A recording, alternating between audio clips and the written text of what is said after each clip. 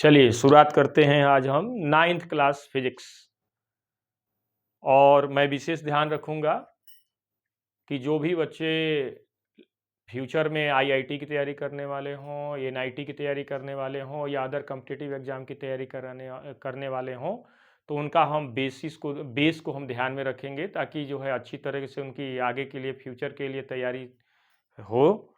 और मैं 9th class में पहला चैप्टर फिजिक्स का मोशन स्टार्ट करने वाले हैं। तो देखते हैं हम। मोशन में पहला टॉपिक है रेस्ट। क्योंकि मोशन किसी भी ऑब्जेक्ट की दो अवस्थाएं होती हैं। पहली अवस्था होगी रेस्ट और दूसरी अवस्था हो जाएगी मोशन। तो रेस्ट किसे कहते हैं और मोशन किसे कहते हैं, इसके बारे में हम आज डिस्कस करेंगे। तो रेस्ट किसे कहेंगे, जैसा कि डिफिनीशन यहाँ पर लिखा हुआ है कि when do not change in state with respect to time in a body then body is in rest। यानी किसी भी बॉडी, तो when do not change in a state with respect to time in a body then body is in rest। यदि किसी भी body की अवस्था में परिवर्तन समय के साथ में नहीं होता है तो उस बॉडी की अवस्था को, स्टेट को हम कहते हैं रेस्ट कहते हैं। ठीक, चलते हैं नेक्स्ट टॉपिक मोशन। मोशन किसे कहेंगे? अच्छा, रेस्ट में क्या है, जैसे कोई भी ऑब्जेक्ट है जिसके पोजीशन में चेंजिंग नहीं हो, जैसे जो है ट्री हो गया, ये जो है रेस्ट में होगा, रिवर होगा रेस्ट में होगा, रोड होगा रेस्ट में होगा, या और भी अदर बॉडी हो सकते हैं जो कि रेस्ट में हो सकते हैं। मोशन किसे कहेंगे? जस्ट इसके opposite, when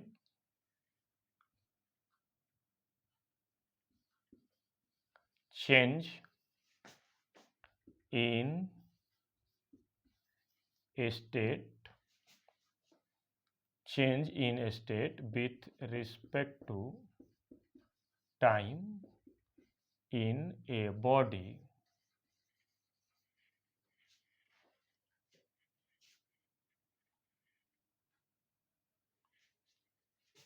then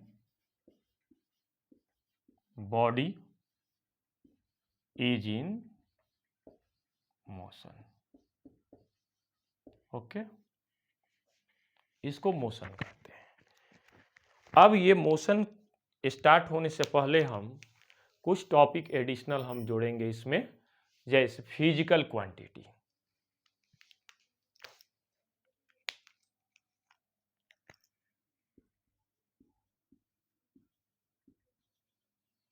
physical quantity क्या होती हैं? किसी भी ऑब्जेक्ट की स्टेट को रिप्रेजेंट करने के लिए फिजिकल क्वांटिटी का हम सहारा लेते हैं।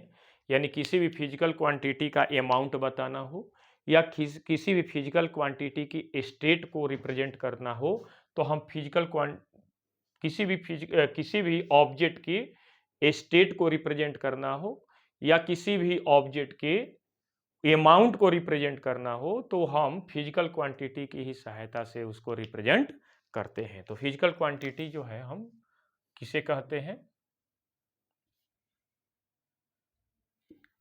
Physical,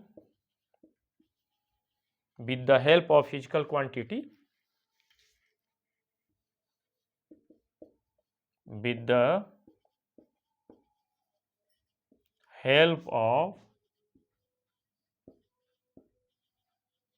physical quantities we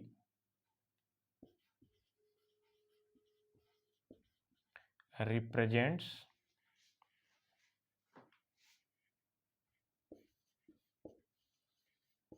a state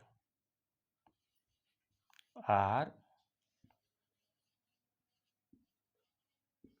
amount of any body।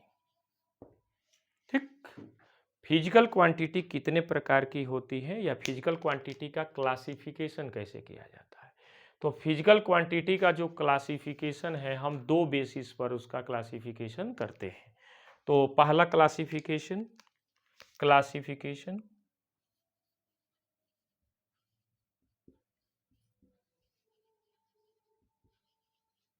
Classification of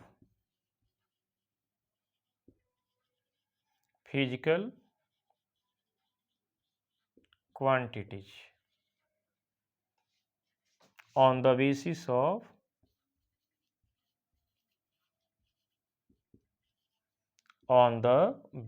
of origin।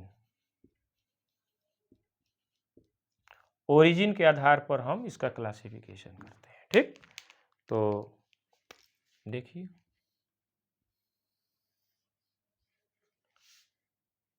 Physical quantity पहला वेक्टर और दूसरा हो जाएगा स्केलर। ठीक है, यानी classification of physical quantity on the basis of origin, यानी फिजिकल क्वांटिटी को हम उसके ओरिजिन के आधार पर दो भागों में क्लासिफाई किए हैं, एक वेक्टर और एक हो गया स्केलर। ठीक, तो हम पहले देखते हैं वेक्टर के बारे में। ओके, चलिए, तो वेक्टर वेक्टर किसे कहते हैं, हाँ? ठीक, वेक्टर किसे कहते हैं, तो those physical quantity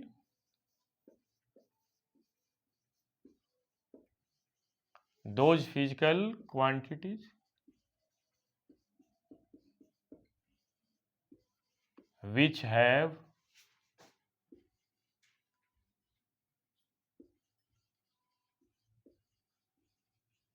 magnitude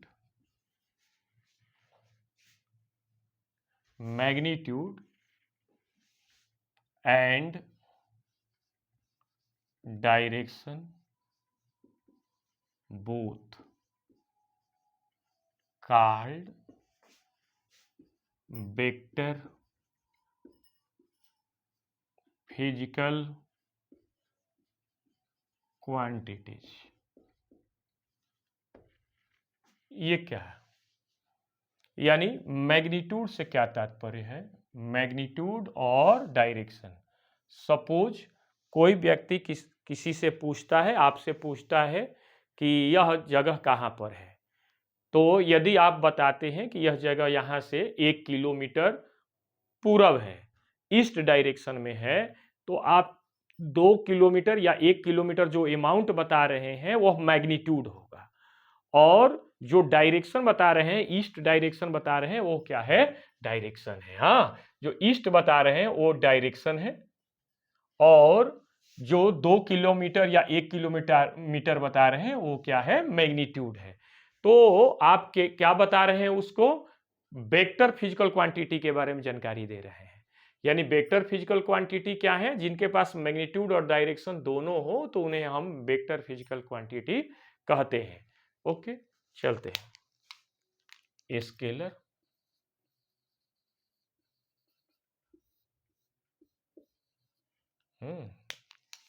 those physical quantity,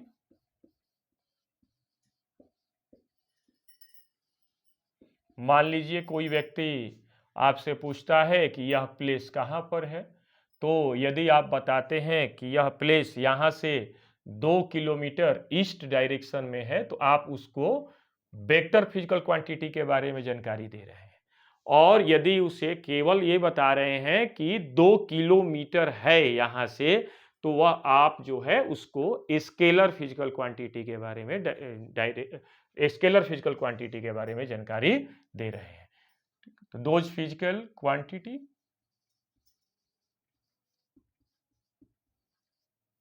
which have only magnitude only magnitude called scalar physical quantities। अच्छा, एक और चीज, वेक्टर फिजिकल क्वांटिटी के एग्जाम्पल क्या हो सकते हैं? जैसे डिस्प्लेसमेंट,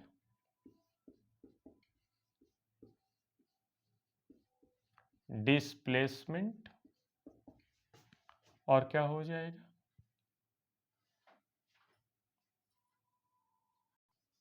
और क्या हो सकता है? एस्केलरेशन, एस्केलरेशन और क्या हो सकता है? फोर्स और क्या हो सकता है? Momentum, etc. ठीक है। और जैसे जैसे और फिजिकल क्वांटिटी आएंगी उसके बारे में हम चर्चा करते रहेंगे कि कौन वेक्टर है और कौन स्केलर है। बहुत सारी वेक्टर फिजिकल क्वांटिटी है, यहाँ पर चर्चा करना आसान नहीं है। एग्जाम्पल क्या होगा स्केलर फिजिकल क्वांटिटी में? Distance, distance, speed, volume, density, all energy, work, etc. जैसे जैसे आगे हम पढ़ेंगे वैसे वैसे हम चर्चा करते रहेंगे। जैसे जैसे फिजिकल क्वांटिटी आती जाएंगी, नई नई फिजिकल क्वांटिटी, तो उसके बारे में हम चर्चा करते रहेंगे कि कौन स्केलर है और कौन वेक्टर है। यहाँ पर कुछ स्केलर फिजिकल क्वांटिटी का एग्जाम्पल दिया और कुछ वेक्टर फिजिकल क्वांटिटी का हमने एग्जाम्पल दिया। ये रहा क्लासिफिकेशन फिजिकल क्वांटिटी का, किस आधार पर? ओरिजिन के आधार पर। अब हम बात करेंगे कि नेचर के आधार पर। तो लिखेंगे classification of physical quantities on the basis of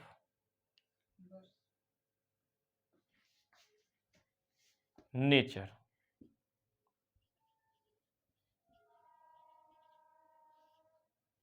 on the basis of nature. तो हम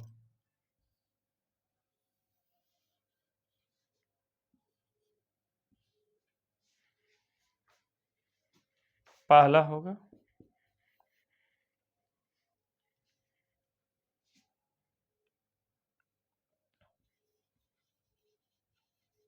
फंडामेंटल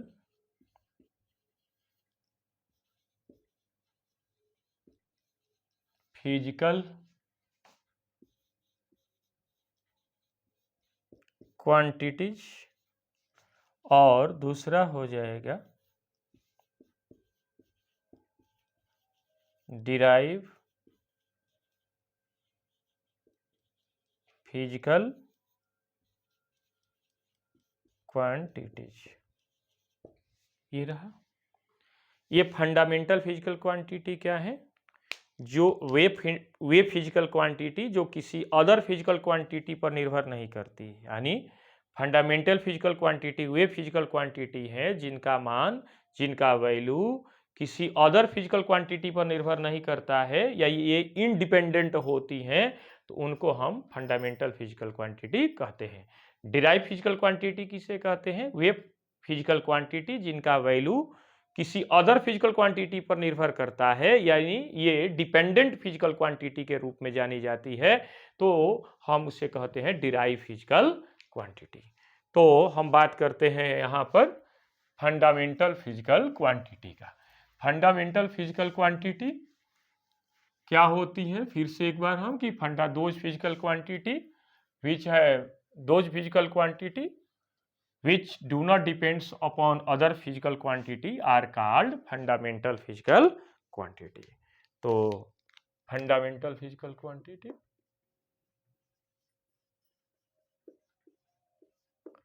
fundamental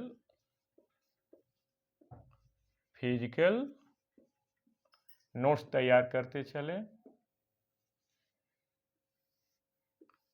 हम टोटल चैप्टर कंप्लीट करेंगे क्वेश्चन के साथ, न्यूमेरिकल के साथ, जितने भी एक्सरसाइज है उसको कंप्लीट कराएंगे। Fundamental physical quantity, those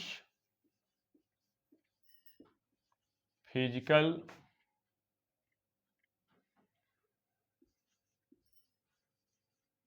quantities which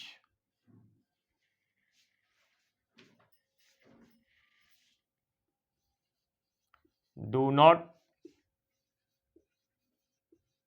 depends upon other physical quantities, those physical quantity which do not depends upon other physical quantity called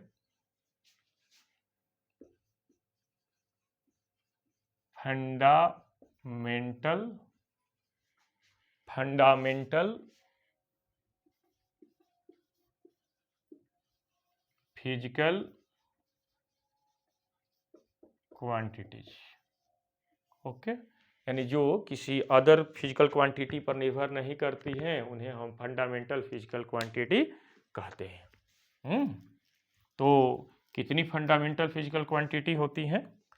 7 fundamental physical quantity होती है। तो हम एक बार इसको चार्ट बनाएंगे या ऐसे ही लिख सकते हैं, दे आर 7 in नंबर, है ना। कौन कौन से? पहला डिस्टेंस, पहला length,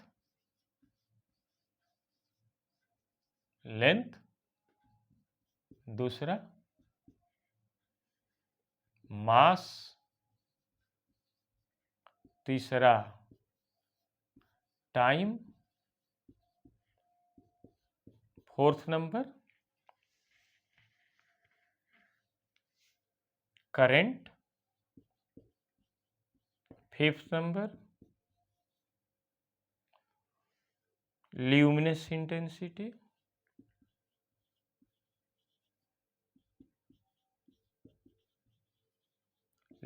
intensity, sixth number temperature, और सेवेंथ जो नंबर होगा लास्ट, अमाउंट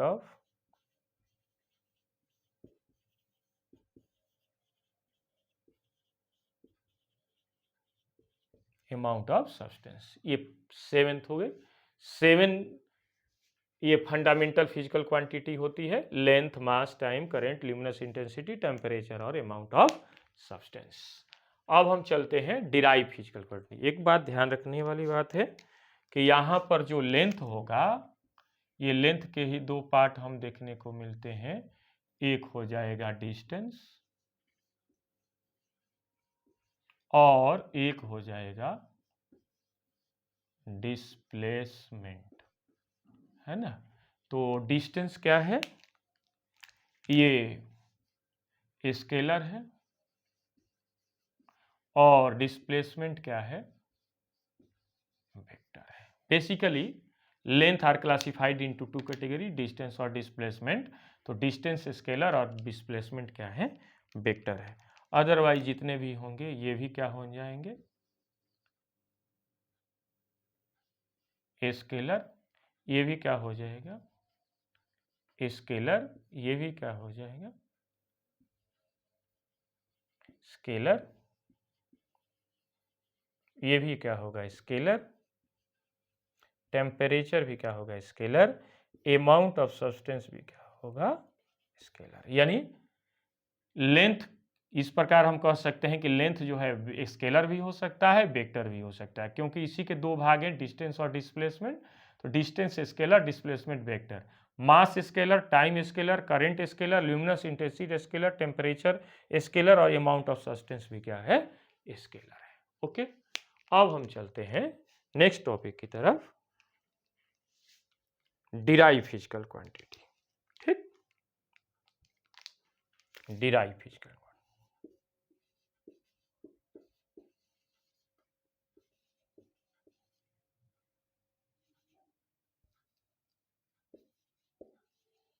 फिजिकल क्वांटिटीज। ये डिराइव फिजिकल क्वांटिटी क्या होती है, पहले भी हम चर्चा किए कि वे फिजिकल क्वांटिटी जिसका वैल्यू या अमाउंट फंडामेंटल फिजिकल क्वांटिटी पर निर्भर करता है, इसलिए उसे हम क्या कहते हैं डिराइव फिजिकल क्वांटिटी कहते हैं। देखेंगे भी हम एक जो है कई एग्जाम्पलों के माध्यम से हम समझेंगे कि कैसे ये derive physical quantity fundamental physical quantity पर निर्भर करती है। तो देखिएगा, दोज फिजिकल क्वांटिटी, पहले हम इसका डिफिनीशन देखते हैं। Those physical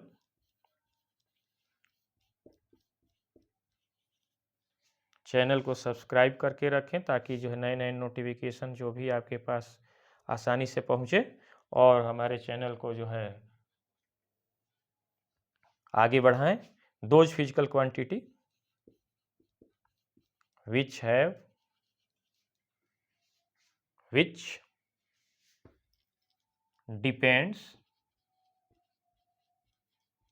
which depends upon fundamental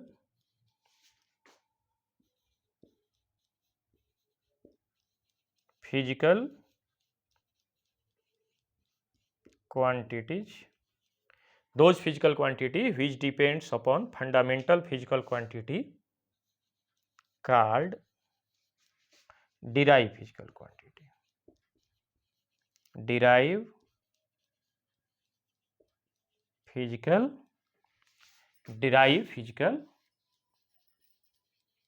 quantities। Okay, अब जो है डिराइव फिजिकल क्वांटिटी कौन कौन सी हैं, यहाँ पर 7 फिजिकल क्वांटिटी लिखी हुई है।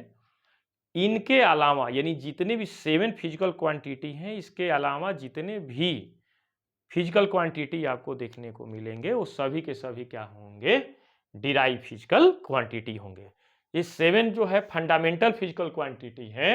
इन 7 को यदि हम छोड़ दिया जाए तो remaining physical quantity are derive physical quantity. कैसे ये डिराइव फिजिकल क्वांटिटी जो है फंडामेंटल फिजिकल क्वांटिटी पर निर्भर करती है, उसके हम एक दो एग्जाम्पल देखते हैं। जैसे फॉर एग्जाम्पल देखते हैं, जैसे डिराइव फिजिकल क्वांटिटी पहले तो देख लें कि कौन कौन सी होती है एग्जाम्पल के तौर पर। हाँ, जैसे एरिया, दूसरे कलर से देखते हैं, एरिया, वॉल्यूम,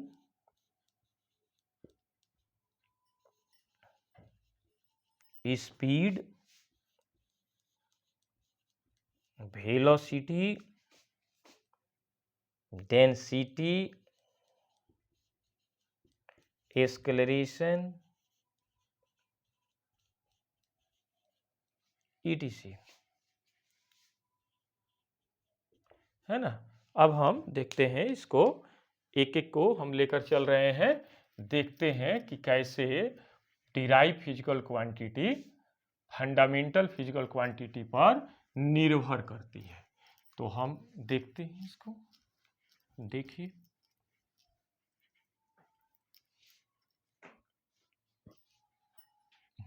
देखते हैं।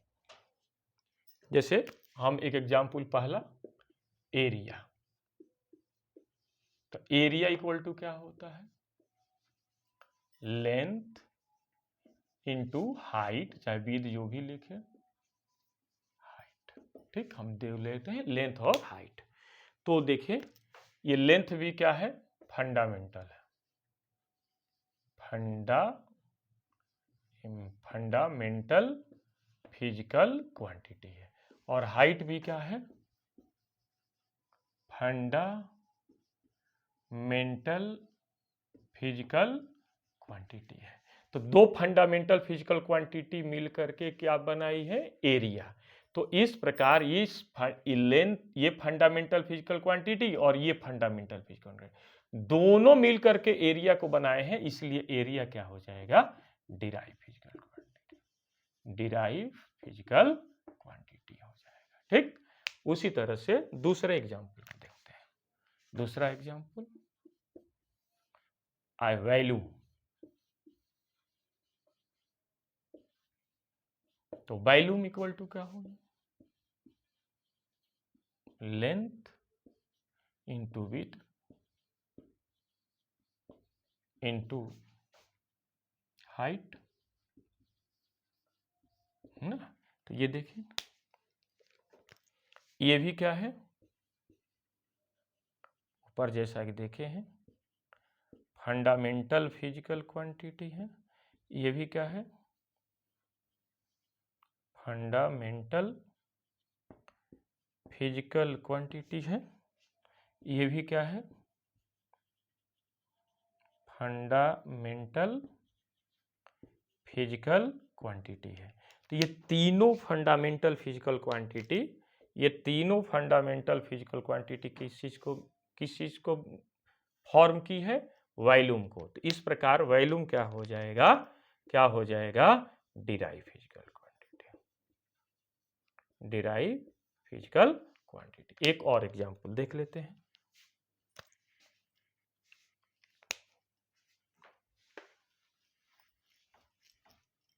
यूनिट पर चलेंगे, जो भी बेसिक चीजें हैं उसको हम पहले कंप्लीट करके और आपके ओरिजिनल चैप्टर पर हम आगे बढ़ेंगे। तो थर्ड एग्जांपल, स्पीड। तो स्पीड इक्वल टू कितना होता है, डिस्टेंस अपॉन टाइम। तो डिस्टेंस भी क्या है, फंडामेंटल है, फंडामेंटल फिजिकल क्वांटिटी है। टाइम भी क्या है, फंडामेंटल फिजिकल क्वांटिटी। देखो, तो ये दो फंडामेंटल फिजिकल क्वांटिटी डिस्टेंस और टाइम मिल करके क्या बनाए हैं, स्पीड को फॉर्म किए हैं, इसलिए स्पीड क्या हो जाएगा, डिराइव फिजिकल क्वांटिटी। ठीक है, तो हम उम्मीद करते हैं कि आप लोगों को समझ में आया होगा ये क्लास। और नेक्स्ट क्लास में हम आपको लेकर चलेंगे यूनिट कितने प्रकार के होते हैं उसके बारे में हम बात करेंगे। और आप मेरे चैनल को अधिक से अधिक सब्सक्राइब करें, और ताकि जो है आपको नए नए नोटिफिकेशन आपको मिलता रहे। तो okay, thank you very much.